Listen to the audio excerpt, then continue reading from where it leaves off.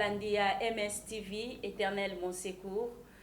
Wana tozwami boye na émission na biso Allo Santé oyo bolingaka mingi po ete yango nde ezoya kotia mutu na mutu akoma responsable ya santé na ye.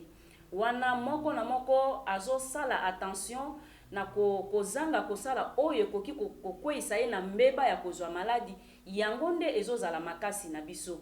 Tozo sepela lolenge bozolanda biso pe bozotuna mituna na bino ezopesa biso makasi ya koluka pe koyeba po ete toyeba na kotransmettre bino yango. Na yango tozoloba boye bo aimer émission, bo partager, puis ba oyo baza abonné te, en tout cas abonnez-vous pour ne manquer aucune notification. Pour toza ya kondimisama ete na kati ya chaîne oyo, en tout cas nyonso ezoya pona ko bakiseloko na vie ya mutu. To rate yango te. Pesa yango na batu mususu ba s'abonner na chaîne yango pona kolanda ka ba émission lokola ba Allo Santé pe ba programme na biso nyonso. Vous allez remarquer ensemble avec nous que lorsqu'on avait parlé de l'hygiène corporelle et intime de l'homme et de la femme, tolobelaki hygiène de la bouche te. Pourquoi? Parce que toyebaki ke ezana mutu oyo abongisami azali expert na makambu yango po ete ye alobela biso yango na mozindo lolenge nini tokozwa soin ya minoko na biso. Ye boye azali invité pe ya liboso na Allo Santé. Na yango akolobela biso na profondeur makambo etali soin ya munoko. Po yango pe zana bakokoso ebele mutu azoloba boye, en tout cas moyen ko supporter mupepe ezobima na munoko na ye vraiment ezate pona nini parce que munoko ezobimisa solo mabe nde toponaki pona bino tobengisa mutu aza spécialiste alobela biso yango. Yende nani azali chirurgien dentiste abengami na kombo ya Haché Tambwe. Yenda kolobela biso maye etali hygiène de la bouche. Sans toutefois tarder, nous allons déjà saluer notre invité. Bonjour docteur. Bonjour maman Hélène. Nous sommes heureux par ta présence. Vous avez vraiment honoré l'émission Allo Santé. Vous êtes le tout premier invité. En tout cas, nous sommes très contents de vous recevoir sur notre plateau. Merci beaucoup. Alors déjà, nous voulons savoir, docteur, hygiène de la bouche, hygiène yango moko nanu elakisi nini? Merci beaucoup maman Hélène. Merci aux téléspectateurs qui nous suivent. Et je suis très honoré, comme vous l'avez d'ailleurs souligné, d'être le tout premier invité de Allo Santé. Merci vraiment d'avoir pensé à moi. Alors, na oetali hygiène, na kolobela on a ba terme simple. Ezali ensemble ya ba mesure oyo baza kozwa pona ko tenir en bonne santé quelque chose. Cela peut dépendre, ça peut être le corps, ça peut être une partie kaka ya nzoto, mais ensemble ya ba mesure wana nyonso. Et biloko ebelo ba sangisi pona koyeba ko maintenir en bon état quelque chose, nde yango wana oyo babengi hygiène. Voilà. Nde yango wana babengi hygiène. Sikoyo tolingi toyeba. Pourquoi l'hygiène de la bouche? Oui, pourquoi hygiène de la bouche? C'est vraiment question encore important. Tozomo na monde na biso alelo surtout na mboka na biso pona ba bazana na RDC et surtout na Kinshasa. Ezali eloko moko yo eza beaucoup trop négligé. Par exemple, okomona mutu akoyi kozwa beaucoup de minutes pona kosokola nzoto na ye, c'est vrai que nzoto eza munene, mais combien de minutes batu bazwaka pona kosokola munoko? Peut-être ceux qui attirent chronomètre pour se rendre compte que Aza cause peut-être même pas une minute, juste à l'équipe brosse et puis comme Aza pressé à accueillir. Alors, nous voulons parler de l'hygiène de la bouche. Pourquoi? Parce que la bouche, normalement, ils allient premièrement porte d'entrée. Ok. Ce qui est au tali malamu, bakisi nyonso, tope eloko nyonso po ekota na nzoto, la première voie au batu bakanisa qu'ils la bouche d'abord. Ok. Ce qui fait que même pour respirer, c'est vrai que tu respires à canazolo, mais par exemple ceux qui sont dans la rue, mais à boucher, on respire par la bouche. Donc munoko eza une porte d'entrée, c'est pourquoi c'est important ya koyeba que porte d'entrée wana esengeli ko soigner lolenge nini. Deuxième raison ya pourquoi kolobela hygiène ya munoko.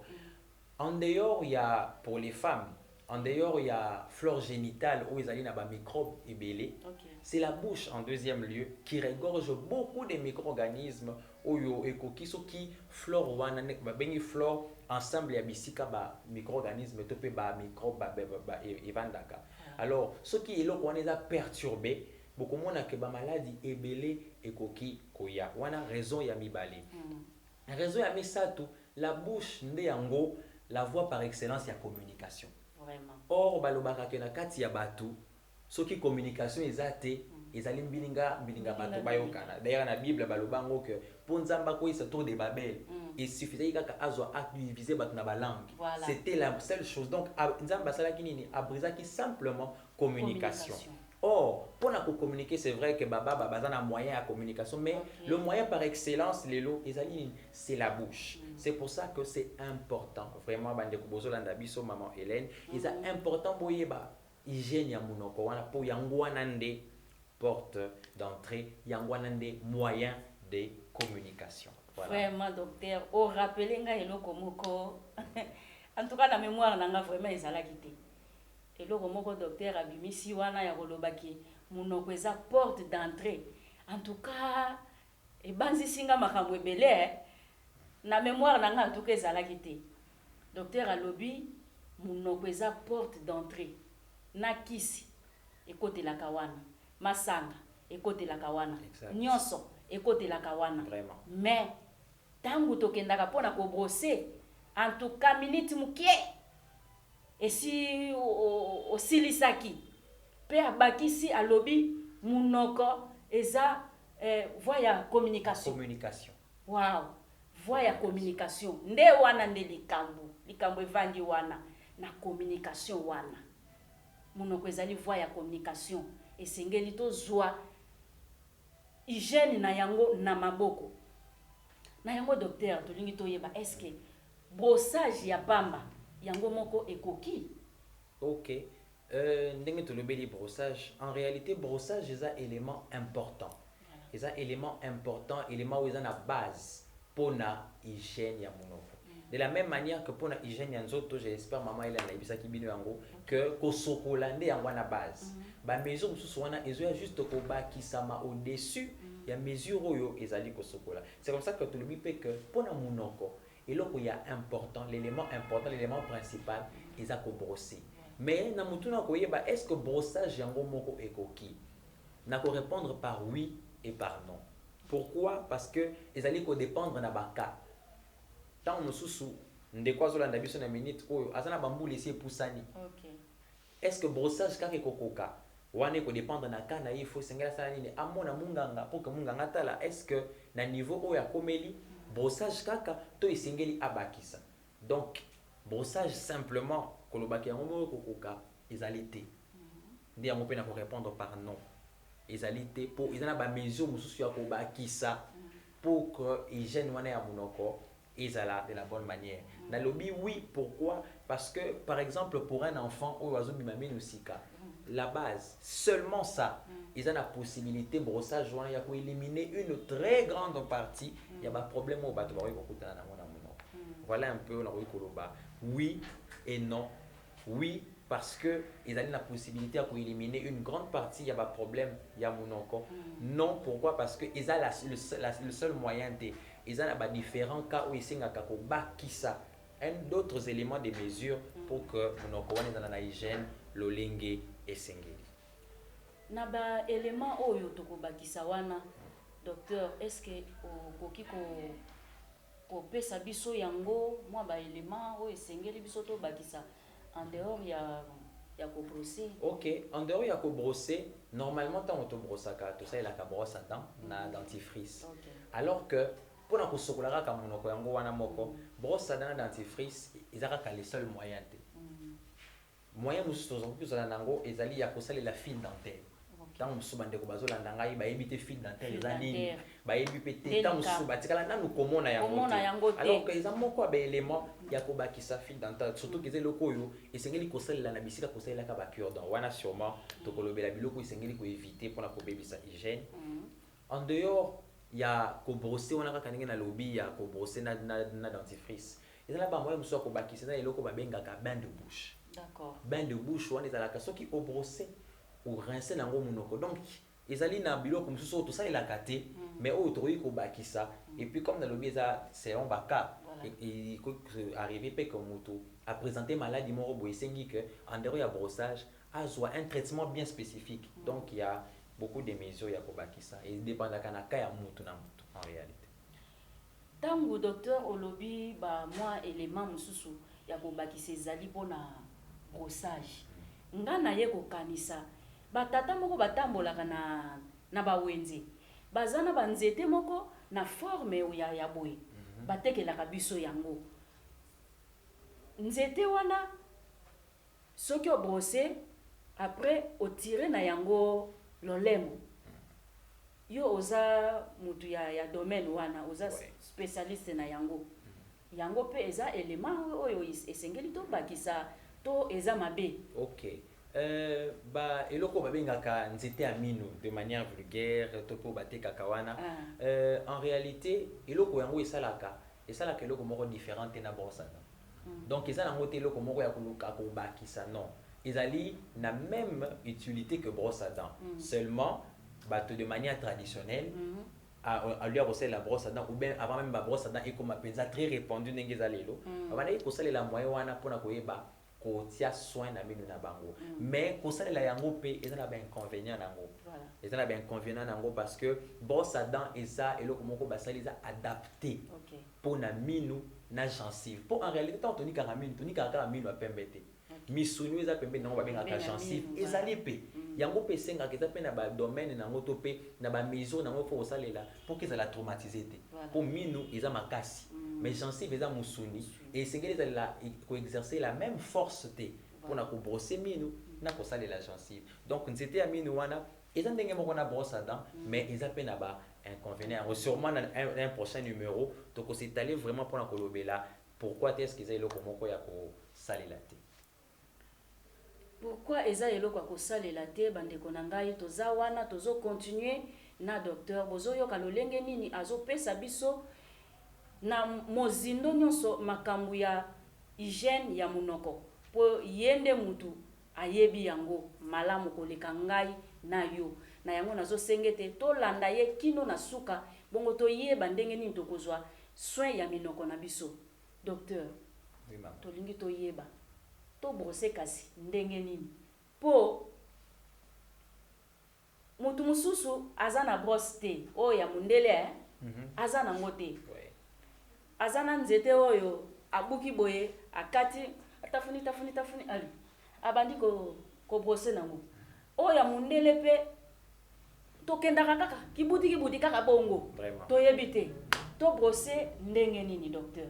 Ok, merci. Isa pendant question moko mutuya parce que tolobi tout à l'heure que eloko ya important pour na kozala na hygiène ya munoko ya malamu et le brossage. Okay. Mais tout comme hygiène, il y a une bonne hygiène, il y a aussi une mauvaise hygiène.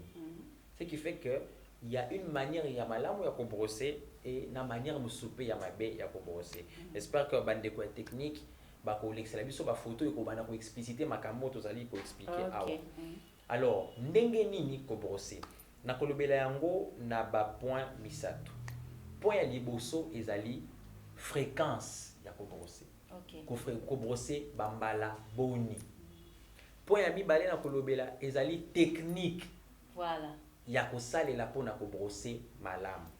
Et puis troisième élément na ko glisser na kati wana pona ko lakisa brosse à dents tolobi yango wana ya mondele malamu mais eza pe na ba brosse eza adapté na ba brosse eza adapté te ndenge bokomona mutu mususu aza na munoko eza na forme mususu eza munene mususu eza mukie alors bato wana mibale ndenge munoko na bango eza moko munene moko mukie ba ko utiliser brosse moko te esengeli bala na brosse eza na dimension esengeli pona ko soigner mino na bango alors pona kolobela ndenge nini ko brosser premièrement na lobaki to kolobela fréquence. Voilà. badentiste bato batangi biso baoyo totangi domaine wana kobrose esengaka osala yango mbala mibale na mokolo soki mokie mbala mibale na mokolo mbala mibale na mokolo wana eza quand bato bazalaka na habitude ya mabe soki alamuki na ntongo abrose après ake kolia or wana eza eloko moko déconseillé parce que ntango obrose lakisi otie propriété mais ntango olie ozongisi salité ya solo exactement donc okomona ke bato azoloba nabrosaka na ngai na ntongo mais nabilaka minu ndenge nini mais obrosaka apoke susu kolia eza lokola moto akomboli ndako na nsima azusu mabele aye kokotisa wana eloko asika wana fona yeba bien to brose ntango nini kasi kobrose siko ntango eza nini nalobi soki mokie mbala mibale okay mbala ya liboso eza ntango olamuki wana lia après avoir kolia nde obrose munoko na yo nde obimi kosala makambo nyonso oza na yango ya kosala pourquoi parce que ntango olie esti salite na munoko ti ntango obrose wana olongoli salite munoko na journée ekozala propre ce qui fait que journée okokita mosusu oke quelque part osombi mo eloko olie eza nango problème te wana mbala liboso ya kobrose deuxième fois ya kobrose na mokolo ezali na pokwa wana eza avant okende kolala donc osali na yo nyonso olingi kosala mais ntango okomi pene ya kokende na mbetu osali nini obrose nayebi motu moko akotuna nga mais olamuki kaka na ntongo boye olie mbala esalaka kwa bien te na monoko eza nanu sali te nasola kolala wana mais okoyoka kwa biloko ndenge nini kasi yango wana ifo kobrosaka avant olala donc obrose avant olala propriété wana ya moma wana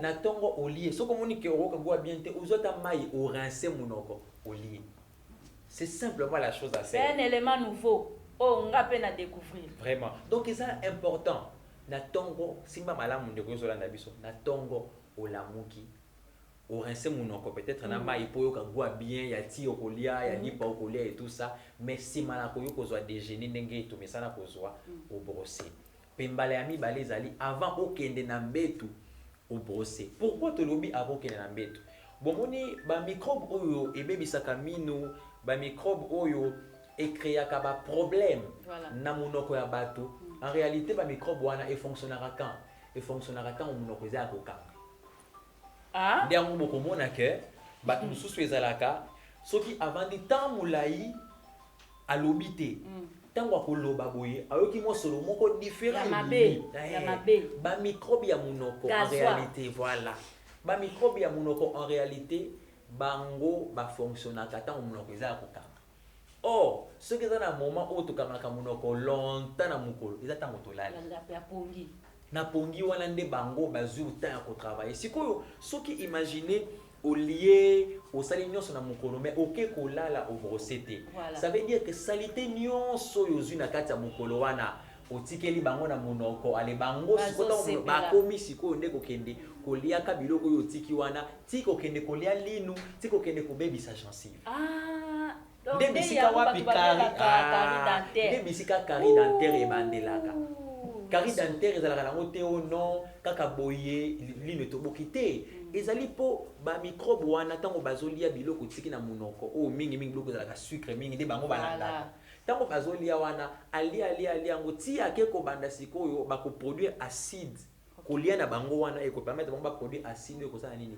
ekokende kotobola mini nde yango bokomona lobi moto abeli bacarie dentaire nzoka nzela nini ezalaka mpo anégligeaki brossage nde yango tolobi ke brossage nde yango wana ebandeli ya nyonso soki obrosaka malamu ekopermettre ase ke oécarte possibilité wana ya kobela mini wana tolobeli fréquence mbala mibale soki mokie mbala mibale na ntongo nsima ya kolia na pokwa ya mbokende kolala soki osali yango bongo okomona ke ekoéliminer une grande partie ya baproblème okokutana nango na mini alors fréquence toyebi mais sikoyo technique nini kosalela